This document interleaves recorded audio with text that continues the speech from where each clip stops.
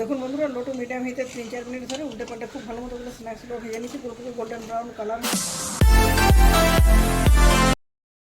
নমস্কার বন্ধুরা, আমার চ্যানেলে আপনাদের সবাইকে স্বাগত জানাই। আজকে একটা স্ন্যাক্সের রেসিপি আপনাদের সাথে শেয়ার করব। আপনারা অনেকে বাজারে ছোটো ছোটো দোকানগুলোতে বা বড় বড় রেস্টুরেন্টে গিয়ে খেয়ে থাকেন, কিন্তু আমি আজ বাড়িতে আলু দিয়ে খুব মজাদার একটা স্ন্যাক্স বানাবো। তো স্ন্যাক্স বানানোর জন্য দেখুন এখানে 400 গ্রামের মতো আলু সিদ্ধ করে খুব ভালো মতো স্ম্যাশ করে নিচ্ছি। আলুর মধ্যে কিছু খোসা রেখেছি, তাহলে এটা খুব ভালো হয়। একটু একটু খোসা রাখার প্রয়োজন হয়। একটু চালের গুঁড়ো ব্যবহার করছি। চালের গুঁড়ো যেটা পরিমাপ বুঝে দিতে হবে, খুব বেশি একবার দিয়ে দেবেন না। আর এখানে নিয়েছি আদা, জিরে আর কাঁচা লঙ্কা পেস্ট করে নিয়েছি। গোটা জিরে এখানে পেস্ট করেছি। গোটা জিরে দিলে খুব ভালো মতো করে তৈরি করা যায়। আমি সম্পূর্ণ নিরামিষভাবে বানাচ্ছি। আপনারা চাইলে এখানে পেঁয়াজ রসুনও দিতে পারেন। আর নিয়ে নিচ্ছি কোচানো ধনে পাতা। ধনে পাতা আমার পছন্দের জিনিস, খেতে খুব ভালো লাগে। অনেকে ধনে পাতার গন্ধটা ভালো লাগে না, তারা দিবেন না এখানে। এরপর দিয়ে দিচ্ছি হলুদ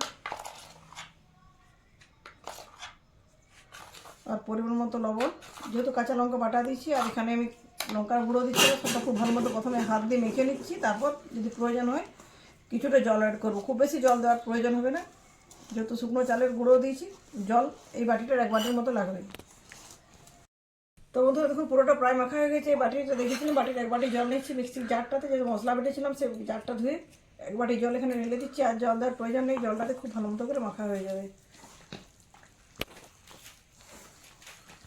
তো বন্ধুরা, আলু স্ন্যাক্সগুলো সরষের তেলে ভাজবো। তেলটা গরম করে নিচ্ছি। দেখুন ধোঁয়া উঠে গেছে। আর মিশ্রণটা পুরোপুরি তৈরি হয়ে গেছে। হাতে ছোটো ছোটো বল বলের আকারে নিয়ে এখানে গরম তেলে দিয়ে দিচ্ছি। আর যদি মনে হয় হাতে লেগে যাচ্ছে, এর একটা বাটিতে একটু জল নিয়ে জল হাত করে এগুলো দিয়ে দেবেন। দেখুন বন্ধুরা, লো টু মিডিয়াম হিটে 3-4 মিনিট ধরে উল্টে পাল্টে খুব ভালো মতো করে স্ন্যাক্সগুলো ভেজে নিচ্ছি। পুরোপুরি গোল্ডেন ব্রাউন কালার হয়েছে। কতটা ফোলা ফোলা হয়েছে, বা তেল থেকে তুলে নিচ্ছি যাতে এক্সট্রা তেলটা ঝরে যায়। যেন ঝাড়ি ডালির মধ্যে নিয়েছি, তাহলে এক্সট্রা তেলটা ঝরে যাবে। এগুলো সবগুলো তোলা হয়ে গেছে। এবার দ্বিতীয় ব্যাচের পকোড়াগুলো ছেড়ে দিচ্ছি। এবার একই পদ্ধতিতে একই সময় সমস্ত স্ন্যাক্সগুলো ভেজে নিয়ে ফিরে আসবো। দেখুন বন্ধুরা, আমার সমস্ত স্ন্যাক্সগুলো তৈরি করা হয়ে গেছে। স্ন্যাক্সগুলো কতটা মুচমুচে হয়েছে বোঝানোর জন্য দেখাচ্ছি। দেখুন দুটো স্ন্যাক্স ঠোকাঠুকি করলে কীরকম একটা ঠক ঠক আওয়াজ করছে। ভেঙে দেখাচ্ছি। দেখুন উপরটা কতটা মুচমুচে হয়েছে, ভিতরটা নরম। এগুলো নর্মালি চায়ের আড্ডায় জমজমাটি স্ন্যাক্স। তো বন্ধুরা, চা ছাড়াও নর্মালি খেতে পারেন, আবার যদি রেখে দেওয়া হয় সকালে খেতে আরও ভালো লাগে। উপরে যে মুচমুচে ভাবটা, এটা নষ্ট হয় না, একই রকম থাকে। তো বন্ধুরা, আলু দিয়ে যেমন স্ন্যাক্স অবশ্যই বাড়িতে বানাবেন। কীরকম লাগলো কমেন্ট করে জানাতে ভুলবেন না। আমার ভিডিওটি যদি ভালো লাগে লাইক, শেয়ার এবং চ্যানেল সাবস্ক্রাইব করে সবসময় আমার পাশে থাকবেন। আজকের মতো এ পর্যন্ত। পরের দিন দেখা হবে নতুন কোনো রেসিপির সাথে। ধন্যবাদ।